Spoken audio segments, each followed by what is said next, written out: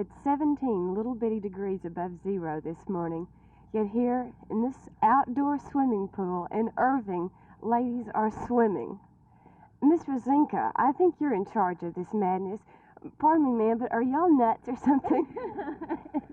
No, we're not. We swim every morning for fun, yes, but for our health, too. We have an exercise program that I've directed every one of the ladies in. We each have special strokes that we do to keep our figures nice, and we stop and have body exercises at isometrics. Yesterday morning it was snowing and you were still out here? Yes, even with my hair frozen and little icicles coming down the side. Yes? Okay, now this swimming pool is heated, but what do you do when you want to get out? We have towels at the side of the pool, and we wrap up and we run for the little utility room here and get dried as fast as we can. For Channel 8 News on the Move, this is Judi Hanna by the pool in Irving.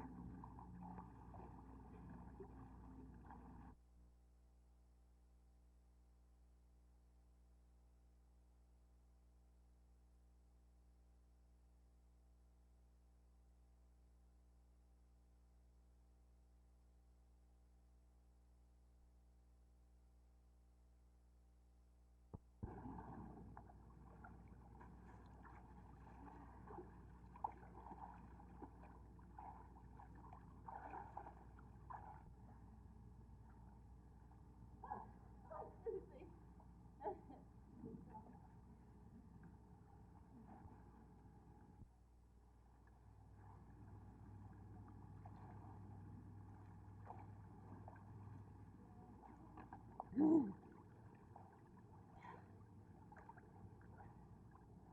are called back petite.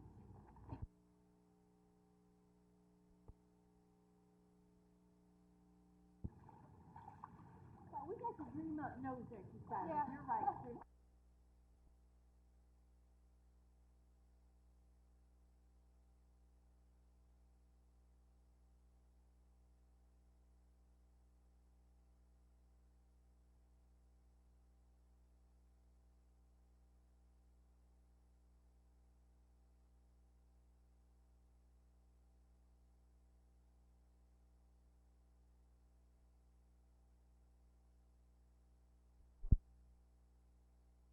Several among 200 county employees taken completely off car and gas allowance were barking their complaints loudly yesterday, but apparently have decided not to bite the hand that feeds them. One elected county official has asked his men not to complain, at least not before a television audience, because he is filing for re-election and doesn't want to create waves or draw possibly a political opponent. Most of the persons affected apparently hope for a compromise plan by the court. The commissioners admit themselves that there may be some inequities in the current plan. One of them is Jerry Mebus. The action that the Commissioners Court took today, I think, was a bold move on the part of the commissioners. To me, in my opinion, this has been a sham all along, and we have forever eliminated car allowances. And I'm real pleased about that, and I do think this is certainly a step in the right direction. In effect, the commissioners have refused a 5% wage increase in favor of an 18% hike in pay, or $3,600 instead of $1,000 a year. The commissioners and all employees using a personal car for county business will now receive 12 cents a mile. The 200 county employees cut off the gas and car allowance and given a 5% hike in pay instead say the action amounts to a cut in pay for them. Jim Green, Channel 8 News on the Move in Fort Worth.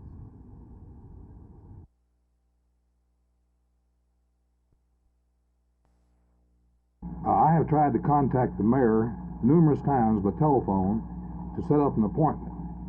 I have never contacted the mayor, and he has never returned any of my calls. By the same token, the mayor has never called a meeting of his appointed advisory council, and I am one of the original members that was appointed.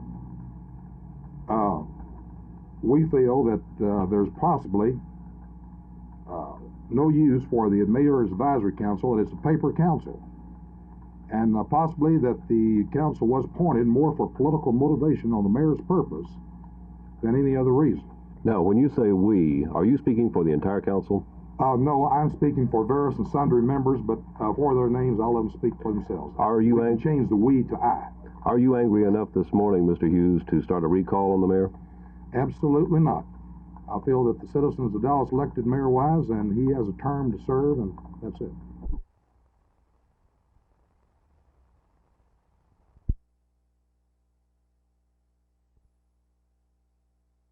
Do you hope that this committee will take more than just a study viewpoint of it? I do. So I think that we should be able to study it and then make recommendations if recommendations deemed necessary.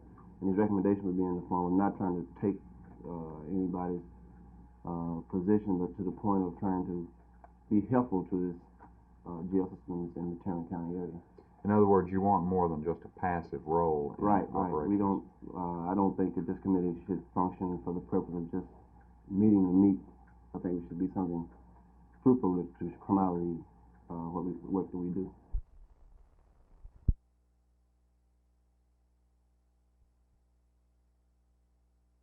The current condition of the State Fair Music Hall is such that all those in the premises now have to wear hard hats for safety reasons. After passing out the hats, Music Hall Director Tom Hughes led the way inside. And the scene inside is much different from what people have seen here before. The interior of the Music Hall looks something like a bombed-out building, the result of about 3 weeks of demolition work by construction crews. But not everything has changed on the inside. There are still, amid the rubble, reminders of past performances. The next time the curtain goes up supposedly will be in conjunction with this year's State Fair. But some people are wondering if a $5.5 million renovation job can be completed by then. You can already see what has been done in the last 3 weeks, and the contractor's working on a 24-hour basis, 3 shifts. Therefore, we have every confidence that we'll be ready for a grand opening, State Fair 72. And the contractors have an added incentive to finish the job in time for the State Fair. There's a penalty clause in their contract of nearly $1,000 a day if they fail to meet their deadline. Jack Hill, Channel 8 News on the move at the State Fair Music Hall.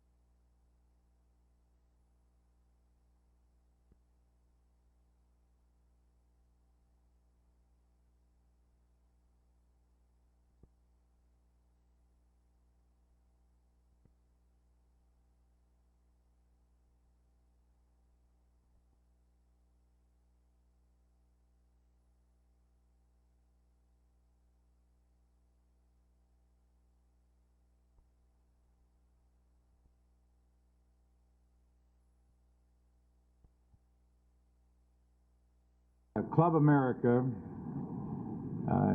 whose president is Colin Ridgway, a former Cowboy player, has asked for an injunction to prevent us from selling 300 tickets, which he says was verbally promised to him by our box office. And it will go before the court tomorrow morning, and we of course did not make the commitment, but we will go to court, and if we are successful, those 300 tickets will be distributed to the people that were in the line this morning when we ran out of tickets. How many people were left? There were approximately 190 people still in line when our allotment of tickets was dissipated. Tex, could you explain the ticket distribution for the Super Bowl? Why Dallas only got 6,500, and did Miami get 10,000? Well, both clubs got 10,000, and if Miami is placing 10,000 tickets on sale to the public, they're going to have some unhappy football players.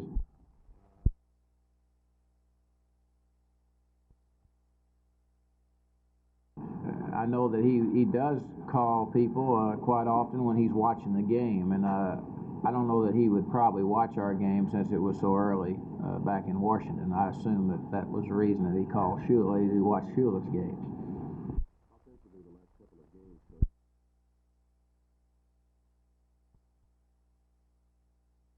Well, I think, first of all, that the Dallas-Fort Worth area is a different kind of community than Washington, D.C. It's like Minneapolis-St. Paul or New York or Chicago. It's got a permanent citizenry, an industrial base, a business base, and you don't find that in Washington, D.C. Where you can call probably 500 corporations here and sell tickets, you can't find that many in Washington, D.C. The largest single business in Washington outside of the government is a grocery chain, and it's a different kind of community, I think, and I think there is a esprit de corps here that probably does not now exist in Washington, D.C., or in the metropolitan area. I don't speak just of Washington, D.C. Do you feel there will be any salary disputes, particularly among your stars in signing and moving to the Dallas-Fort Worth area? Well, let me answer that in Calvin Griffith's words.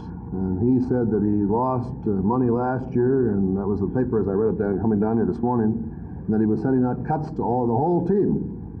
I don't think that there is anyone in our club that can say that they should receive exactly what they received last year, except the minimum type ball players, the Brobergs and others, are entitled to raises. But most of our players would either stay where they are or be offered a 20% cut.